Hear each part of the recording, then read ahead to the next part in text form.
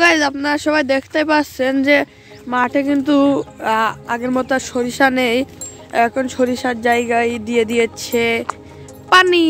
আর এই সাইডে অল্প সরিষা আছে আর সবাই সরিষা কেটে নিয়ে চলে গেছে। সো আমরা যাচ্ছি মাঠে, আর মাঠে চাবিটা দিয়ে চলে আসবো।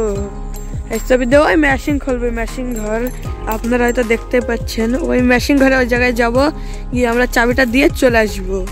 আর আগের দিন আগেও একটা ভিডিও করেছিলাম, কিন্তু ওইটা আমি আপলোড দিলাম না। ওই ভিডিওটা আরও বেশি সুন্দর হয়েছিল। ওই ভিডিওটা মনে করেন যে ডিলিট হয়ে গেছে, যদি ওটা আনতে পারি তা ওটা আপলোড দিয়ে দেবো। আর গ্রাম বাংলার এসব মাঠঘাট যারা দেখতে পছন্দ করে তারা আমার চ্যানেলটা সাবস্ক্রাইব করতে পারেন, কারণ আমার বাড়িতে গ্রামেই। তো দেখতেই পাচ্ছেন আমি সালাউদ্দিনকে সাথে করে নিয়ে এসেছি। হ্যালো সালাউদ্দিন, দ্রুত দ্রুত দ্রুত আসো দিকে। ওই দেখেন লজ্জা পাচ্ছে, দেখেন লজ্জা পাচ্ছে। আমি বুঝি না গ্রাম বাংলার ছেলেগুলো লজ্জা পায় কি জন্য ফোনের ক্যামেরায় ট্যামেরা আসতে। তো এদিকে দেখতে পাচ্ছেন যে এগুলো কি রে সালাউদ্দিন? ও এলো পেজ, আমিও জানতাম, তাও ওর কাছে জিজ্ঞেস করলাম। হ্যাঁ পারি, জানি। তো অনেক সুন্দর, ওয়াও বিউটিফুল এন্ড নাইস। তো এইভাবে আমাদের গ্রামে গঞ্জ অনেক সুন্দর। এগুলো আপনারা দেখতে পছন্দ করবেন। এগুলো হলো পাতো ফেলেছে, পাতো বড় হয়ে গিয়েছে, হয়ে ঘাসের চারা বেনে গেছে। এগুলো কিরা মুসুরি? কি এগুলো কি মুসুরি? তাহলে হট চতুর গাছ। আপনারা এখানে দেখতে পাচ্ছেন যে বাবু ভাইয়া ও হচ্ছে রসুন না পেঁয়াজ তুলছে। ওয়াও নাইস, সুন্দর সুন্দর। তল আমরা একটু সামনের দিকে চাবিটা দিয়ে আসি। আর দেখুন এইসবের জায়গায় কিন্তু আমরা র্যাকেট ট্যাকেট খেলতাম, ওই পাশের দিকে, ওই দিকটা আমরা র্যাকেট খেলতাম। অথচ এখন সারা মাঠে পানি দিয়ে দিয়েছি, আমার ভালো লাগছে না। নতুন করে সব পানি দিয়ে পাতাগুলো লাগাই দেবে। আর ভুঁই সবাই চড়ছে। ওই সাইডে একটা দেখলাম, ওইদিকে একটা ট্র্যাক্টর চড়ছে ভুঁই। আর দেখুন মূল্য গাছ, মূল্য।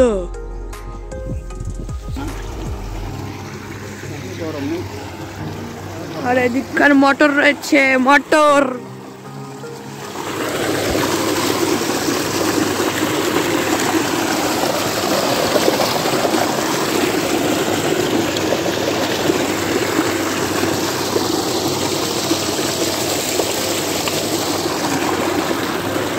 তো এই সাইডে কিন্তু মোটর চলছে, আমি আসার আগে দেখছি যে ও মোটর অন করে ফেলেছে। আর এই সাইডে হচ্ছে আলু ভুঁই, এগুলো মানে আলু ভুঁই। হ্যাঁ হতেই পারে কেন না। আর এই সাইডে হলো আমাদের মাঠটা, সব দেখেন কাদা করে ফেলছে, একেবারে অবস্থা কাহিল। তো দেখতেই পাচ্ছেন মাঠের আল কেটেছে, আর এই সোজা করে পানি চলে এসেছে। পানি গরম, হট তাই তো। সত্যি ভাই পানি গরম হলে কি কর? খুব গরম। এবার ভাববেন হাতে কি লিখাচ্ছি, হাতে লেখাচ্ছি আম পাগল। তবে গাইস দেখুন স্থির পানিটা, আমি হয়তো ক্যামেরায় ভালো দেখাতে পারছি না, অবশ্য অনেক স্বচ্ছ পানি,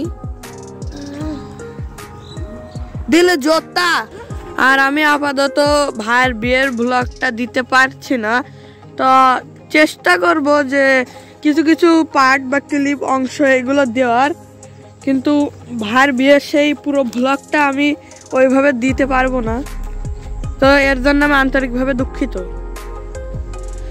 যারা হয়তো গ্রামে থাকেন তারা গ্রাম সম্পর্কে জানেন, কিন্তু যারা গ্রামে থাকেন না তাদের হয়তো ওই গ্রাম সম্পর্কে জানতে ইচ্ছা হয়, গ্রামের জিনিসগুলো, মাঠগুলো, ঘাটগুলো সবকিছু আপনাদের দেখতে ইচ্ছা করে, কিন্তু আপনারা দেখতে পান না। তবে এখন থেকে দেখতে পারবেন এই ব্লগের মাধ্যমে। তো আমি বলছি না যে আমার চ্যানেলটি সাবস্ক্রাইব করুন, তবে অন্তত চ্যানেলের নামটা অন্তত মনে রাখেন, যাতে পরবর্তীতে সার্চ করে দেখতে পারেন। সাবস্ক্রাইব করার দরকার নেই অতটাও।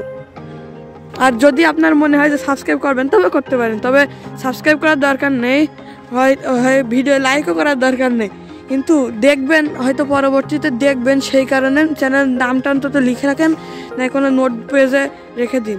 তো দেখতেই পাচ্ছেন এখানে একটা বিশাল মস্ত তাল গাছ। আর কি হলো, ভয় পাচ্ছে। তো দেখুন একটা গ্রামের পাখি, সে কিন্তু এখানে হয়তো জল খেতে এসেছে, আমরা তো পানি খেতে আসি, ইস বেচারা উড়ে যাচ্ছে। হ্যালো হ্যালো হ্যালো চাচি, তুমি এখানে কমনে ঢুকে গেলে, কনে ঢুকে গেলে? গাইজ আমার যা মনে হচ্ছে এখান থেকে একটা ছিদ্র মতো আসছে, আমার যা মনে হলো যে ওই পাখিটা এই ছিদ্রর ভিতর দিয়ে ঢুকে গিয়েছে না। যাই হোক, ও যেমনে গেছে সেটা হয়তো আমরা জানতে পারবো না, কিন্তু এই দেখুন এগুলো কি আপনারা জানেন? এগুলো হলো বাবুই পাখির বাসা, হয়তো আমি ভালোভাবে দেখাইতে পারছি না, ফোকাস দিয়ে জুম করে দেখাইতেছে। দেখতেই পাচ্ছেন এগুলো হচ্ছে বাবুই পাখির বাসা। আর এরা অনেক তাঁতি পাখি বলা হয় এদেরকে, এরা অনেক ক্ষুদ্র ক্ষুদ্র শস্য দানা এক করে বাসা তৈরি করে। তো এখানে দেখতে পাচ্ছেন চাষি, আর এনা এখানে চাষ করেন, কপি চাষ করেন, ওই যে দেখতে পাচ্ছেন উনি এখানে কপি চাষ করেন। এগুলো দেখতে পাচ্ছেন এগুলো হলো কপি গাছ, এগুলো এখন কপি গাছ। এটা কি কপি কাকা? এইগুলো হলো ফুলকপি, যার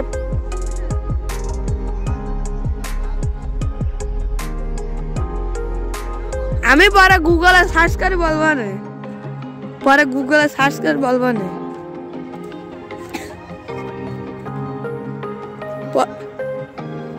ঠিক আছে, একটু পরে। আর এগুলো হলো কপি গাছ, এগুলো হচ্ছে ফুলকপি, আর ওই সাইডে হলো এগুলো পাতাকপি।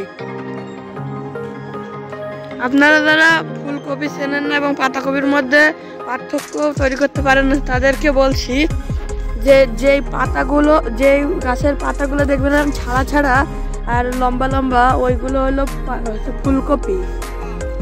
আর যেই গাছের পাতা হলো গোল গোল আর ভিতরে একটা করে গোল অংশ থাকে, সেগুলোকে বলা হয় পাতাকপি।